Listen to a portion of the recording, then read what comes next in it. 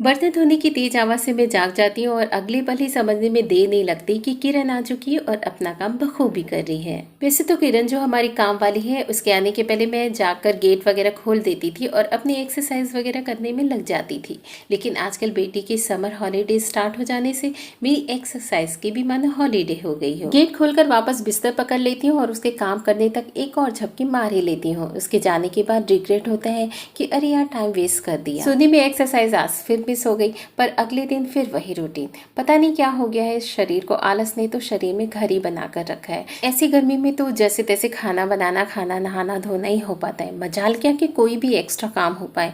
खुद को फॉर्म में रखने के लिए मोटिवेशनल वीडियो देखना पड़ता है, वो भी बस 2-4 दिन ही काम कर पाता है। जब भी मैं किरण को देखती तो समझ नहीं आता ये सारा दिन कैसे एक्टिव रह लेती है। कई बार तो तबीयत भी खराब हुई अगर, तो बस एक दिन की छुट्टी लेकर आराम कर लेती और दूसरे दिन ठीक होकर फिर हाजिर। एक दिन जब मैंने उसे पूछा कि कितने घर का काम कर लेती हो, तो जब उसने बताया 8 घर, 6 घर में झाड़ू पोछा बर्तन और 2 घर में खाना बनाने का काम, सुनकर मेरे आश्चर्य का तो ठिकाना ही नहीं रहा। मैं सोच में पड़ गई, यहाँ तो खुद के घर का ही काम नहीं हो पाता, ये कैसे कर लेती इतना काम, देखने में भी ऐसे कि फूंक मारो और उड़ जाए। फिर मैंने उससे पूछा कितना कमा लेती हो, तो उसने बताया जहाँ खाना बनाती हूँ वहाँ से 4-4 हजार मिलाकर 8 हजार मिल जाते हैं और बाकी जगह 1,500 से 2,000, हर घर मिला के 18 हजार महीने तो कमा ही लेती हूँ। ऊपर से पति भी इधर उधर काम करके 7-8 हजार रुपए तो कमा ही लेता है। बस यही है कि वह अपना सारा पैसा दारू में उड़ा देता है। इस बार फिर मैं आश्चर्य में थी, इतना पैसा ये बना लेती। इतना तो आजकल बीटेक इंजीनियरिंग किए बच्चे स्टार्टिंग में कमाते हैं। अब तो इतनी स्थिति खराब हो गई, बेरोजगारी इस कदर बढ़ गई कि बेचारे हाईली एजुकेटेड और लेबर क्लास की इनकम में कोई डिफरेंस ही नहीं रह जा रहा है। और तो और हमारी अपेक्षा ये पैसे बचाने में भी बड़े माहिर हैं। इन्हें ज़्यादा सोसाइटी में अपने आप को हाई फाई दिखाने का प्रेशर भी नहीं है और ना ही वीकेंड एंजॉय करने का कोई झमेला। जबकि हमारे ऊपर तो सोसाइटी में दिखावे का जो प्रेशर है, आधी सैलरी तो उसी में चली जाती है। शादी पार्टी में अगर एक ड्रेस रिपीट हो जाए तो वहीं बेइज्जती होने का डर समाया रहता है। नाजायज खर्च मिडिल क्लास फैमिली की नीड बन चुकी है, जबकि किरण जैसे को इन सब झमेलों से कोई मतलब ही नहीं।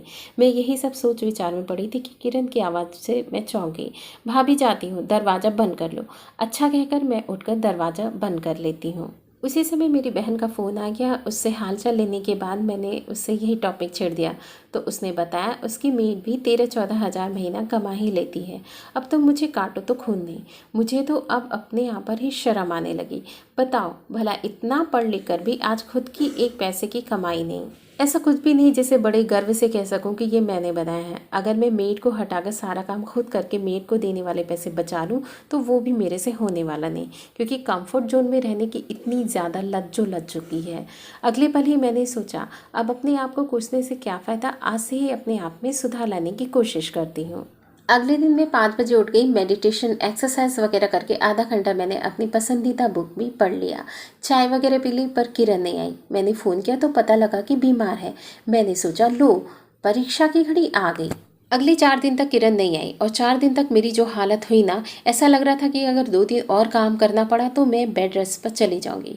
थैंक गॉड 5th डे किरण आ गई और मैंने पूछा अरे कैसे इतने दिन बीमार पड़ गई, पहले तो एक ही दिन में ठीक होकर आ जाया करती थी। किरण ने बताया डॉक्टर ने कहा है कमजोरी बहुत हो गई, एनीमिया हो गया, आराम करो। ये बात सुनकर मैं तो जैसे सूख ही गई। मैंने उसे लगभग डांटते हुए कहा तू भी तो 8-8 घर काम करेगी तो यही होगा ना।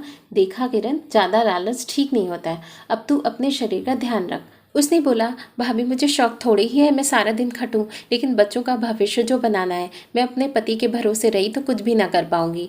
मैंने शहर में सस्ता सा छोटा सा ही प्लॉट ले लिया है, अब उस पर 2 कमरे का मकान बना लूंगी तो जगह जगह किराया देने से बच जाऊंगी और बच्चों को गाँव से लाकर शहर में पढ़ाऊंगी। जब मैं कमाती नहीं थी तो माथे पर एक बिंदी लगाने को भी तरसती थी, लेकिन अब तो ऐसा लगता है कि मैंने पूरी दुनिया मुट्ठी में कर ली है।